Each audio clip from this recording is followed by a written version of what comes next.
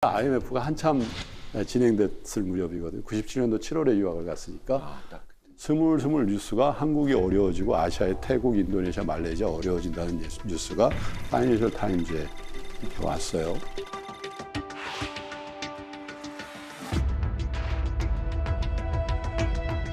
국제금융론 시간에 교수님이 하필 저보고 계속 나와서 얘기하는 거예요. 한국 괜찮아. 근데 제가 했던 대답은 영어는 잘 안 돼서 그렇지만 코리아? 노 프라블럼. 문제 없어요. 노 프라블럼. 근데 묻어나고 한부처가 묻어나고 막 연쇄적으로 묻어가요. 그러니까. 그러다 보니까 한국에서 돈이 늦게 오고 정말 식료품을 살 돈이 모자라는 상황이 그랬을 뿐만 아니라 정말 간절했어요. 정말 간절했던 것 같아요. 그때 제가 2번에 걸쳐서 로또를 사봤어요. 1파운드짜리 로또를 샀는데 여러분 믿으시겠습니까? 2번을 샀는데 2번 다 됐어요. 얼마? 많은 돈은 아니에요. 100 몇십 파운드씩 2번. 아니 그래도요. 근데 있을 수 없는 일이죠. 그건 운이. 로또 2번을 샀는데 2번 다 4개를 맞춰서 100 몇십 파운드를 받고 그런 아주 기적적인 일들이 있었습니다. 여러분도 간절함이 있으시겠죠? 그 간절함의 정도가 극에 달하잖아요. 그러면 굉장한 결과에 차별점을 낳습니다. 97년도 7월 10일 날 제가 영국에 유학을 이제 떠났습니다만은 굉장히 고민스러운 지점이 있었습니다. 왜냐하면 주식이 잘 됐거든요. 그래서 모든 주식을 다 팔아서 대출금을 갚고 나머지 자산을 안전하게 보관하고 갈까? 아니면 그래도 내가 펀드 매니저인데 국제전환 뒀다 뭐해? 그래서 그냥 영국에서도 어차피 뭐 파이낸스를 전공하니까 해볼까? 며칠을 고민했던 것 같아요. 그런데 그때 저의 결정은 No, 다 팔아. 투자를 스톱하자. 왜? 당시에 저에게 가장 중요한 투자는요. 어려운 환경에서 결심하고 영국에 가서 저의 휴먼 밸류를 높이는 그 투자가 훨씬 더 중요하고 시적절한 투자라고 판단한 거죠. 그때 그 결심이 저에게 경제적으로 어마어마한 결론을 줍니다. 아직도 기억이 납니다. 7월 3일인가 4일 정도 되는 비가 엄청 오는 날이었는데 우산을 들고 마포 공덕동 그 주요한 은행들을 다 돌았던 기억이 나요. 뭐 하려고? 대출금을 갚는다. 그때는 온라인 뱅킹이라는 게 없을 때니까 대출금 이자를 내러도 은행 지점을 갔어야 됩니다. 대출 창구에 가서 대출 통장을 내밀면 그냥 제가 자격지심인지 모르겠는데 그렇게 불친절했던 기억이 나요. 그날도 여지없이 대출 통장을 냈더니 내 13만 원이요. 그래서 아니요, 원금까지 얼마죠? 그제서야 원금까지요. 그래서 마지막 대출금을 다 갚고 나왔을 때 우산을 버려버리고 싶은 생각이 나요. 그 비를 다 막고 싶은. 축복의 비 같은. 다 씻겨 내려간. 이 오장육부에 쌓였던 모든 암세포들 다. 여러분, 부채에 대해서 민감하십시오. 부채를 가졌을 때의 투자의 자세와 저의 100% 자산을 투자할 때의 마음가짐과 그 퍼포먼스는요, 엄청난 차이를 줍니다. 30몇 년 동안, 31년 동안의 저희 투자의 이력에 그때를 포함해서 딱 2번 나띵을 만들었어요. 단 한 주도 남기지 않고 주식을 다 팔고 대출금을 다 갚고 정산을 다 해보니까 전세금을 포함해서 7천만 원의 돈이 생겼더라고요. 7천만 원이란 돈이요. 지금도 작은 돈이 아니지만 그때 당시엔 굉장히 큰 돈이었죠. 그래서 S그룹의 주요 계열사의 채권을 3천만 원치 사고요. 나머지 4천만 원은 용산구 도원동에 있는 미분양 아파트 24평을 하나 샀습니다. 그런데 IMF가 오니까 채권 금리가 급등을 합니다. 연에 30%를 줬습니다. 그 채권을 사면 매년 30%의 이자를 줍니다. 그리고 유학을 마치고 해외 근무 끝나고 돌아오니까 당연히 채권은 정상화됐죠. 연 30% 이자 플러스 뭐가 붙어요? 캐피탈 게인도 붙죠. 채권 투자 수익은 2가지가 있습니다. 캐리하는 그 이자 수익 30%는 계속 그냥 저한테 3개월에 한 번씩 들어오는 거고, 채권 금리가 다시 10%가 되고 8%가 되면 그 차익이 생기죠. 주식 차익처럼 채권 가격이 오른 그 자본 수익도 같이 오는 거거든요. 그러니까 3천만 원 투자한 게 4천 몇백만 원이 되는 거죠. 1년만 지나도. 그리고 아파트는 분양가가 1억 2천이었는데 그 위기 국면을 넘어서니까 바로 2억 넘어가는. 그럼 보세요, 여러분. 그 7천만 원이란 돈이 위기 국면을 지나면서 어마어마한 활동성을 보이면서 저는 한 게 없죠. 계속 트레이딩을 한 게 아니잖아요. 그냥 경제적인 환경이 개선되면서 자산 가격이 올라가면서 저의 총 자산의 규모를 1,000만 원대가 아니라 수억 원대로 올리죠. 그리고 그 수억 원대의 자산으로 다시 지금 살고 있는 그 아파트를 사고, 그리고 일정 부분은 굉장히 많이 빠져 있는 우량주를 사는 그런 선순환 구조의 시작점이 아이러니하게도 주식 투자의 중단에서부터 나왔다는 겁니다. 사실은 투자에 관련돼서 가장 큰 오해가 뭐냐면 언제 사고 언제 파는가, 이른바 시기를 결정하는 일이 투자의 요체라고 생각하시는 분들이 많습니다. 싸게 사서 비싸게 파는 거니까. 그런데 시기의 선택의 문제는 잘 맞지도 않을 뿐더러 전체 성과에 기여하는 바가 가장 적습니다. 전체 성과에 가장 중요한 거는요, 자산을 효율적으로 배분하는 일입니다. 그래서 제가 말씀드린 것처럼 주식을 해야 될 때 주식의 양을 늘리고, 주식을 조금 조심해야 될 때 주식의 양을 줄이면서 다시 재조정하는 거죠. 보통의 경우는 어떻게 하냐면, 이렇게 많이 빠지니까 주식을 다 없애버려야지, 이런 케이스들도 있는데 급하게 하지 마시면. 제가 그런 경험을 했어요. 2020년 3월에 주식시장이 폭락했죠. 그죠? 정말로 3월 20일로 기억이 나는데, 제가 금지 오겹처럼 막 몇 년 갖고 있던 종목이 있었거든요. 딱 보니까요, 72% 마이너스더라고요. 정말로. 너무 많이 떨어졌네요. 네. 제가요, 파란색 매도 버튼에 손이 가고 있더라고요. 정말로. 눌렀어요? 누르다가 현타가 온 거예요. 너 뭐 하는 짓이야, 이게? 이제 정신 차리셨어요? 정신 차리셨어. 너 방송을 그렇게 하면서 너 이거 너무한 거지. 그래서 멈췄어요. 그런데 그때 제 주식의 전체 자산의 주식의 비중을 계산을 해봤죠. 전체 자산의 60% 정도는 주식 등 주식 관련 상품, 그 다음에 나머지 20%는 채권 등 예금 등 채권형 상품, 나머지는 부동산, 뭐 이렇게 포트폴리오를 했다고 해요. 그런데 그때 예금이 망가졌나요? 부동산이 망가졌나요? 주식만 망가졌거든요, 그때는. 그죠? 저는 아무것도 한 게 없는데 1년 전에 비해서 제 자산의 배분은 어떻게 되어 있냐면 주식이 40, 나머지가 비중이 올라갔겠죠. 예금 30에 부동산 30 이렇게 돼 있었던 거예요. 그때 이런 생각을 하는 거죠. 가만히 있자. 내가 주식이 안 좋다고 주식을 줄인 것도 아닌데 시장이 알아서 나의 자산을 이렇게 조절해 줬네. 여러분 한번 생각해 보십시오.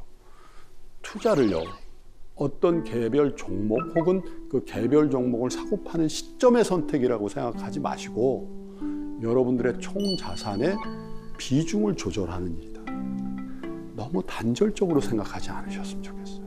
나 여기까지 성공하고 딱 쉬었다가 다시 하고 그런 게 아니라 그냥 업다운 하는 거거든요.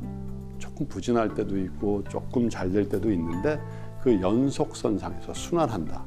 좋은 시절과 나쁜 시절도 우리의 의지와는 전혀 다르게 악화되고 개선되어진다라는 그 생각을 좀 가지셨으면 좋겠는데, 그거에 앞서서 더 중요한 건 늘 여러분께 말씀드립니다. 학생은 학업, 직장인은 직업, 장사하시는 분들은 사업. 이게 그분들 여러분들의 본진입니다. 이 본진을 훼손하는 투자는 성공하기 어렵습니다.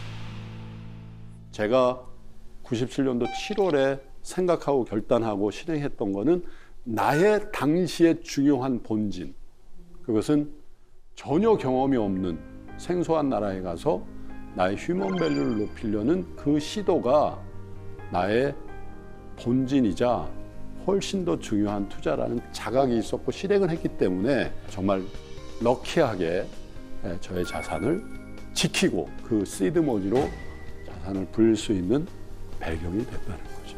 그래서 본진을 지키시는 투자를 하셔야 오래가고 성공한다는 얘기를 이렇게 반복적으로 합니다.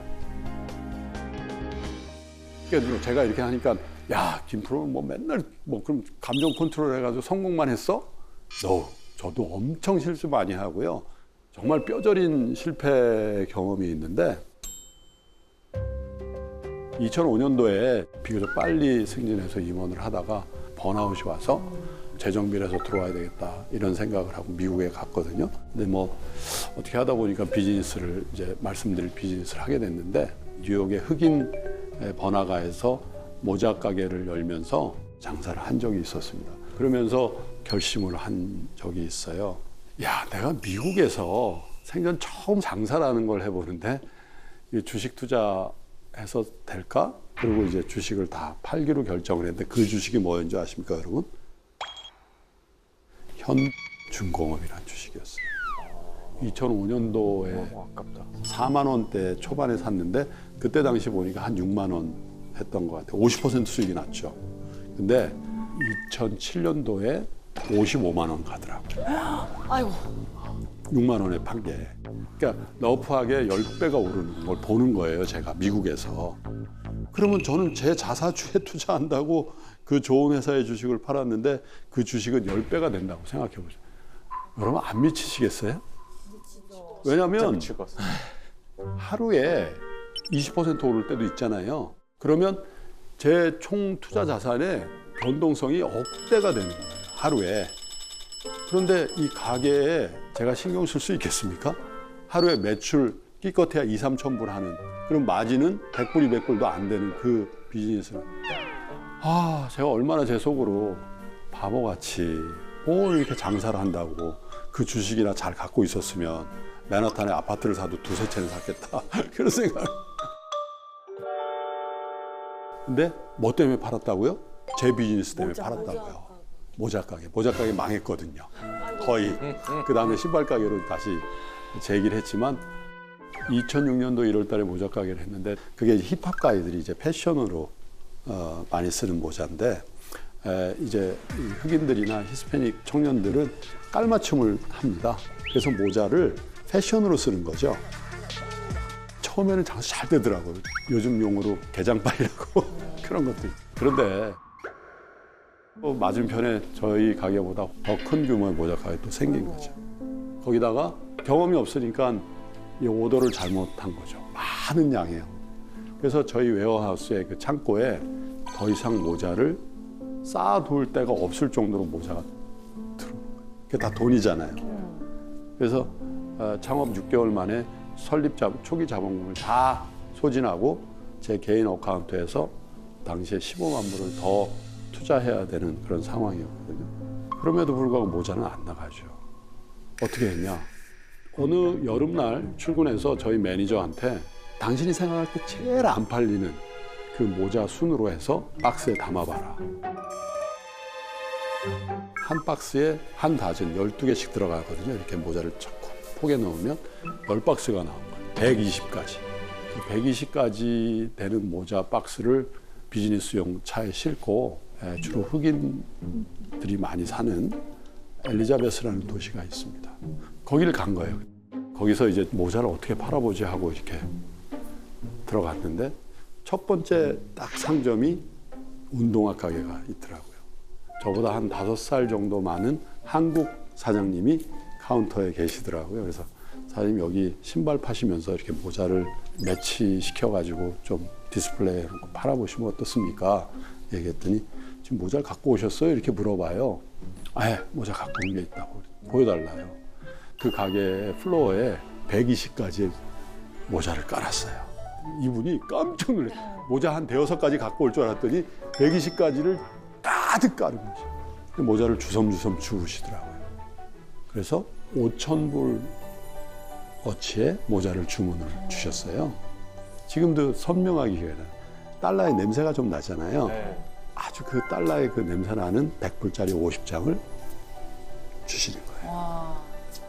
사실 500만 원 정도 되는 돈이죠. 그때 환율로는. 근데 저는요, 미국 가기 전에 그 500만 원이라는 돈이 그렇게 큰 돈인지 몰랐어요. 엄청 간절했나 봐요. 엄청나게 간절했나 봐요.